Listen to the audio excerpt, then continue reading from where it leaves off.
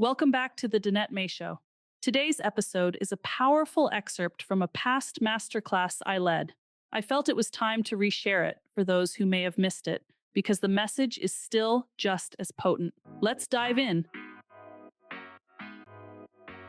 Welcome to the Danette May Show, where you'll receive profound breakthroughs, courage to break old patterns, and live into your soul's purpose. Each week, I will bring you epic guests and live coaching to remind you of your power. You have the ability to achieve extraordinary things, and the time to start is now. If you're looking for really high-level coaching on how to really maximize life, how to live a successful life, to accumulate more wealth, to have a better communication, better relationship with their significant others, and to navigate life in a more peaceful, rounded way, then this is the place to go. You can go to danettecoaching.com or click the link below. Don't hesitate. Let's have you join us. We will welcome you with open arms, and you will start to see results in as little as 30 days. Sending you all my love. I am not messing around here. I want to make sure that I'm not wasting your time. You're not wasting my time. We get this party started. I want to talk about what you're going to get. You're going to get my number one health discovery that most corporations do not want you to know. No one's really talking about, and I don't understand why, because it has now been scientifically proven, and it's time to have this type of conversation. How to start seeing results right now. How many of you would love that? I'm not going to tell you to eat something or take something. We're going to go into that conversation. How can you see results has nothing to do with food and exercise. Whoa, you didn't expect that, did ya? And then I'm going to give you 3 steps to greater health starting today. Whether that is, I need to release stubborn body weight that I've been holding on to that I know is actually not healthy. This fat is surrounding my organs. It's keeping me lethargic. It's hurting my joints. Or maybe it's like this health in your body of, I need to be more positive about my health, about my wellness. I would like to be able to move through life feeling free, feeling confident. I want to feel like my body withstand different things being brought to it. Here's my promise to you today. I am going to give you this content. If you digest this content, your life will change, and it will change in the direction of your choice. And most of you have a choice of saying, I want better health. I would like to feel more autonomy, more wellness, more self-love. So I promise to give you that. You will understand the number one health secret to getting what you desire. You will have a 3-step process to start seeing results immediately. 3-step process. Easy. This is for you if you want to know the truth and you are ready to receive the truth, because the truth is easy to hear. Sometimes we say, oh, I want the truth, but then someone gives us the truth and we're like, wait, I didn't like that. You have to be willing to hear a different conversation. Okay, you have to be willing to be vulnerable. You have to be willing to question your belief systems that you currently have, because I'm going to get vulnerable on here. And I do this, and I always get a little vulnerable every time I do this, because I'm sharing my story and why I'm even here standing in front of you. So this was also for you if you're like, I would like to increase my health goals. That's me. You don't have to have excess amount of body fat to release. You don't have to be in a lot of pain to have this be for you. This is stuff I like to know. This is stuff that I would tune in for. I would love to learn more around how to increase my health and my wellness. I would love to feel even better in my skin. I would love to know what people are not talking about, but could actually change my life. And obviously, this is not for you if you don't want any of those things. So I don't want to waste your time. Okay. So I want to be really real. Why me? And why should you listen to me? And I think this is important. I'm not going to share my credibility because I need to talk about myself. I'm sharing this so you can find your story and my story. And then you can also go, oh, she does this for a living. This has been my life's work. To study around food, to study around different types of healing foods, to study different types of movement, to study different types of mindsets. What's going on in here as much as going on and putting it in your mouth and jogging on here to really affect your health. And I have actually had the honor of transforming thousands upon thousands of women just like you all around the globe, all different ages, all different demographics. Okay. Not just in their bodies, but in their mind and their soul and their spiritual welfare. I need to be vulnerable and share my story. And maybe you can find your story in my story, but my life didn't always look like this. I wasn't always sitting in an office. I believe it was in my downfall and in my rock bottom that led me to be here today. It was in my refiner's fire that I was molded to the true character of who I am. And you may be in your refiner's fire. You may be living in this kind of just going through the motion life. And that's what I was doing. I was just going through the motions. I married the guy that I thought my family would love me to marry. I was practicing the religious beliefs that my family grew up with that would make them happy. I was surrounding myself with only people in that religion and my husband's family. I had created this whole container for myself and had boxed out any intuition that was mine. I had to turn it off because it didn't fit in with that box. And I wanted to fit in that box. I wanted to be liked by my family. I wanted to fit in with the community of that religion. I wanted to make this marriage work. I came from the belief system that once you got married, you stay married. So when your intuition tells you otherwise, what do? You turn it off. But here I was, pregnant with my second child, and I knew he was going to be a boy. And I was very excited about it because I was raised with all brothers, no sisters. I was like, I know how to raise a boy. And I had set up his room and I had put all the fun little boy things in his room because I had an older girl. And my daughter was so excited to be a sister to a brother. And you know what happens though, when you're really good at turning off your intuition, when you really need it, you turn it off. And I found myself in a rare situation where, and some of you have heard my story. Thanks for tuning in and listening to it again to get to the juicy stuff. But there's thousands here that have never heard my story. So I need to share it. And I need to be vulnerable. I was sitting in the rocking chair. It was quiet. And I wanted to feel his movements. He was big enough to be making movements. And I was pushing my belly to get him to kick because that's fun. And I wasn't feeling anything. I couldn't get him to wake up. And there was a voice inside me that said, you need to go to the hospital and you need to go now. Something's not right. But it wasn't about that one moment. It was about all these other moments in my life where I just turned off my own internal guidance system, my own intuition to fit into everybody else's roadmap, everyone else's voice. How many of you can relate to that? And so when you're doing that, what you do is you get up and you get yourself busy to turn off the intuition. That's what I did. I went and did the dishes. Later that night, I was bleeding, rushed to the hospital, and I had my little boy. I got to hold my little boy, and I got to be in that hospital room with my little boy. A couple days later, I was driving home, very slow, that slow drive that you make when you bring in home a new baby, but I wasn't bringing home a new baby. I had an empty car seat in the back, and I was driving super slow. Well, I wasn't driving. My partner was, because I didn't want to go home.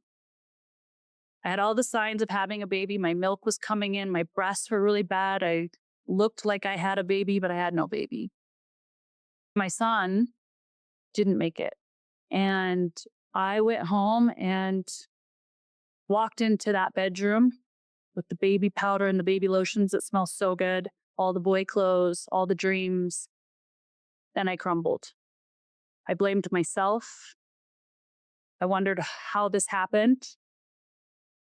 And I went into a deep depression. And I was in unknown land for myself. I became this hermit. I couldn't go out to even buy basic groceries. My daughter, who still wanted to go outside, she was a little girl. She wanted to go outside and go for walks. I wouldn't go for walks. I remember telling her what a curb was, describing a curb so she wouldn't go past the curbs on each side of the sidewalk. So she would stay on our street. This depression spiraled. And as we often know, when the rock bottom hits, there tends to be another floor, and it's just a little lower. And mine was lower. Because what happened is there was this part of me that felt like I had lost a part of myself. I felt sadness. I felt like I don't care anymore. And that actually was a gift because it was in me going, what am I doing this for? Look where I'm at. What do I believe? What does Danette want? But it created this, literally these more downfalls of unraveling things in my relationship, unraveling my belief systems, unraveling my things that were going on in my marriage that I just didn't want to see because my intuition, I was good at turning it off. How many of you can relate to this? How many of you have had intuitions around certain friends, intuitions around your health, intuitions around jobs, intuitions around where you're living, and you just shut it off because it's so hard and inconvenient to listen to it because it's requiring change? Yeah, that's me. So this became my life. I went through a terrible divorce. It left me with $47. I sold my furniture. I was sleeping on my parents' old disgusting mattress, and I'm sure I was conceived on the floor. I had a TV, thank goodness, but I didn't have cable, of course. I didn't have pennies to rub together. So I used an antenna to get Curious George, PBS, so my kids could watch something, right? I had an old computer that literally someone put in the dumpster that hummed super loud and didn't even hold a charge. So you would have to save everything every 5 minutes. I borrowed Wi-Fi through the walls of my neighbor. And this was my existence. Single mom, broke as a joke. But what's worse than that? I had a head full of negativity. Like I was a financial ruin, that I was never going to be a great mom. All these dreams in my heart were never going to happen. It was on a constant repeat, negativity. And you know what? I got sick a lot. Colds, flus, you name it. Constantly sick. That was my life. There was no aha moment for me. There was only that I was like, dag, I'm made for more. I've got to be made for more. I would pull up whatever I could for any inspiration on my phone that I could and look for anything. And I found a common denominator. And that was that the people that I admired, the people that I felt were doing great things with their life, all came from chaos. I was like, great, my life's pretty chaotic. Maybe I could become something great. And I made my mess my message. And I wanted to be able to help as many women as possible own their voice, own their intuition, own their worth, take radical responsibility for these thoughts and the actions that we're living. Because what's sadder than all of this broke as a joke, eating beans and weeds, sleeping on my parents' disgusting mattress on the floor was my thoughts. And they were very negative, and they were rough, and they were debilitating, and they were on repeat. That to me was the hardest thing. I made a decision that I was going to shift this mental zip code, that I was going to write down all the horrible things that I was saying and write the positive on the other side. I'm a terrible mother. I'm a financial ruin. I don't have any friends. I'm not connected. All these dreams in my heart are never going to happen. I'm always sick, blah, blah, blah, blah, blah. And then wrote the positives on the other line. I'm a wonderful mom. I'm a financial success. I am healthier than ever. I am vibrant. I am charismatic, all the opposites. And I made a commitment that I was going to read it every day, but especially when I felt like I didn't want to read it, when I was in the spiral. And that was my commitment. I started playing with superfoods because I needed energy. I was fighting depression. I needed something that didn't require 15 ingredients. I needed things in my life that was super punchful, packful, would help my brain, would help my heart. And that is literally where all my recipes came from. I started working with clients, giving them these recipes, sharing these quick protocols of health, how to help their bodies. In my mess, I still showed up. And in my mess, I was uncovering my intuition. I was playing with my intuition. And this led me on a journey. This led me on a journey of finding the man of my dreams, who's here in the house supporting me right now, who has backed every dream that's been in my heart from day one. He didn't just propose to me. He made sure he proposed to the girls as well. They all got a proposal to be a family. My life has been, to me, like, almost, is this possible? I've traveled all around the world: Croatia, Spain, Egypt, Portugal. I feel close to my daughter. We got the notification one year, I wasn't even expecting, that our company that me and my husband started together, which was to help you guys, which was to empower women around the globe, hit number 48 out of all the companies. Number 48 fastest growing companies in the US. Wild. This girl who 4 or 5 years ago was sleeping on the floor, rolled up in a ball most days, sick, questioning herself. How did she get here? Got approached by Hay House to write my first book. Wrote my first book in 6 weeks because they asked me to expedite it. By the way, they came to me to write this book. This was all created from here. And this is what I love teaching and what I'm going to share with you as we continue on. This has been my biggest study, how the mind works. How does this mind and this infinite field around you play together to create massive success stories? And this has not just happened to me. The ones I've been able to coach, it's happened to them too. I wrote Embrace Abundance, second book. A lot of you have read them. Tons of books and programs. Created a superfood company because my spirit told me didn't know how to create a superfood company. Employed my team to help me. Created a superfood company. We donate. We plant a tree for every purchase of Earth Echo. You buy a bag of cacao, we purchase, or we plant a tree. We donate to charity water. We rescue plastic from the ocean. This is all through everybody's movement who's a part of Earth Echo. Been able to go to Ethiopia and really work with the women and the children there through charity water.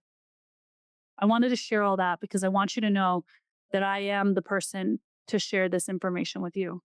And I'm going to go there and it's going to get vulnerable. And some of you are not going to know what you have to hear.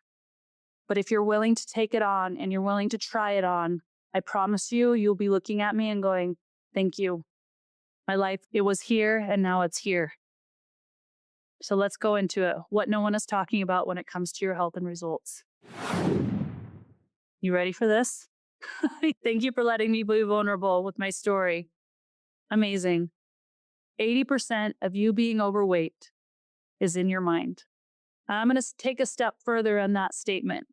80% of you being not well, feel like you're getting colds, flus, whatever you want to call anything out there that society tells you is a disease, 80% of you are getting it from here.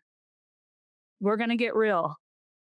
And I'm going to show you exactly how this works. I'm not just going to talk you to this. I'm going to let you actually see how this is working in real time.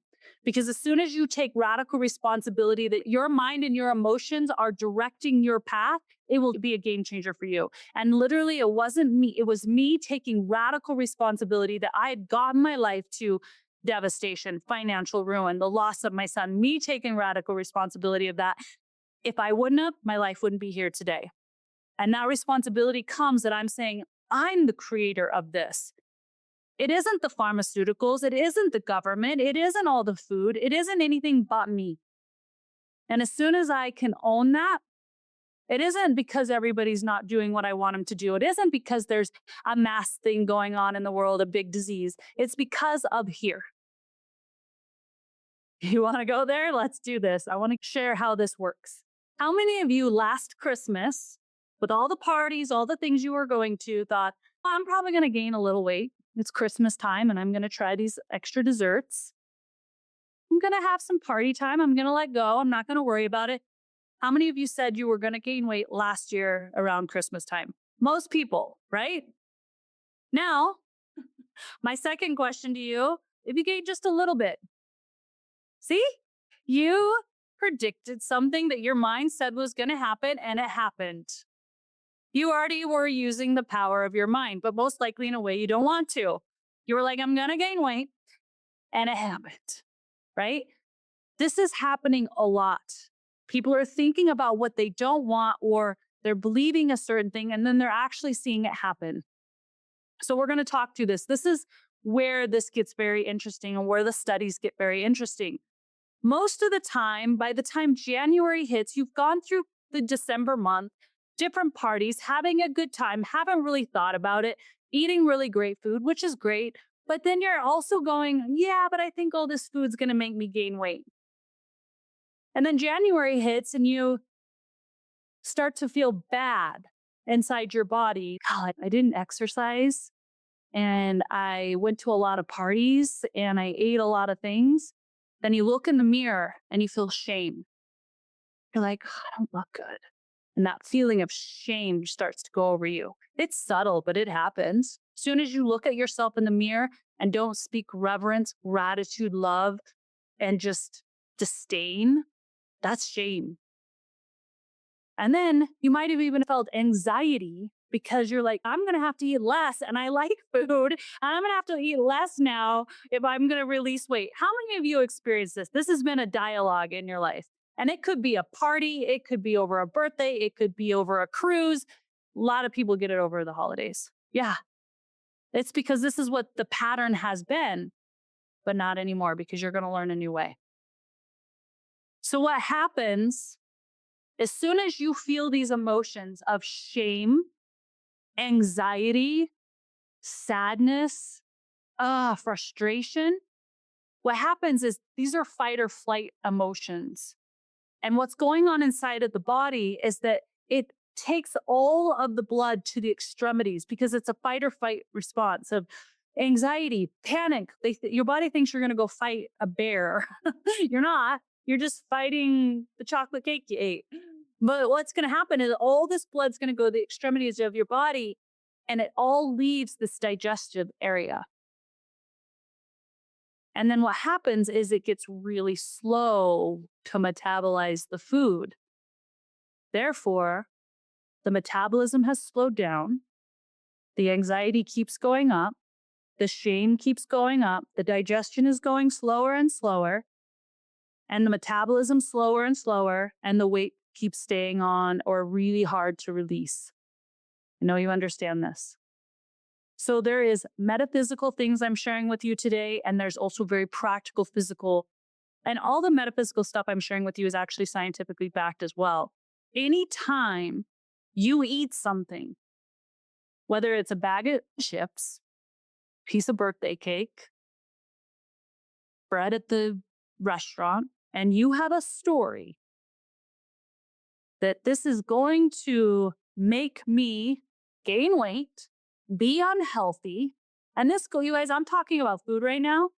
Anytime you have a story about being around someone, you have fear around being around someone, they're going to give me something, they're going to give me a disease or blah, blah, blah, blah. Like you have fear.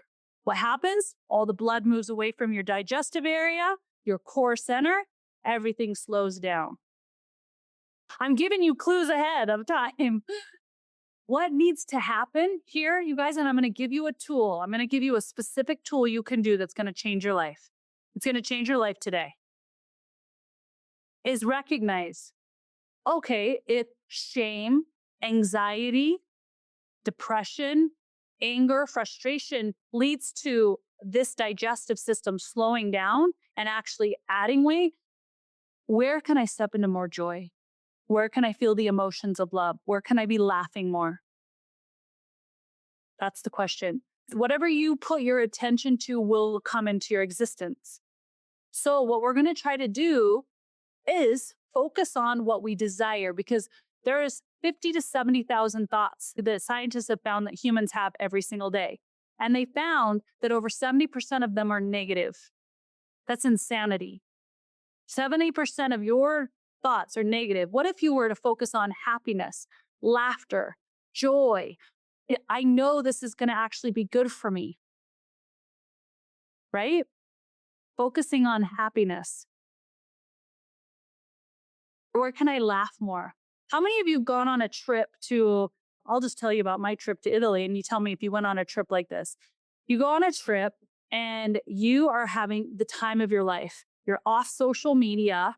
You are just in exploratory mode. You're having so much fun. You're laughing. You're in this like awe and wonder like a kid because you're seeing new things. And you literally had pasta every single day or ate things. And you were like, oh my gosh, I came home and I lost weight. How many of you have had that happen? Yes, there's a phenomenon around this. And if we can understand this, we're going to change how our body responds to food, to movement, to health and wellness, literally disease. I don't care what society wants to tell you, you get to govern that. 80% of it is governed by your thoughts. There is a 20%, and we're going to get into that. The second tip, so the first one I gave you is watch what you're focusing on. Are you focusing on eating well? Are you focusing on joy? Are you focusing on gratitude? Are you focusing on that you have a healthy body? You have this body that wants to be in perfect homeostasis all the time. This body is not trying to revolt against you. Despite what you may think, your body is perfect. Your body is equipped to be in perfect condition, in perfect health. Its immunity is all built for that. Its digestive system is built to remove anything that it no longer needs. When I eat cake or I eat something that's not raw, like that may not be on plan of being like the healthiest thing, I don't have a story anymore that this is bad. I enjoy it. I give it love. I give it all these things because I know my body has a waste remover. And honestly, the more love I give it, the more less I want that cake, right? We're searching for pleasure. How can you search for pleasure? What you focus on, all this pleasure outside of food, you'll get that pleasure. So I want to do an experiment with you because number two is watching your language. You probably have heard this before too, but I'm going to give you a different idea around this. Okay, that wraps up part one of this powerful masterclass. I hope it sparked some insights and inspiration for you. Part two is coming up next, so be sure to stay tuned. There's even more goodness you won't want to miss.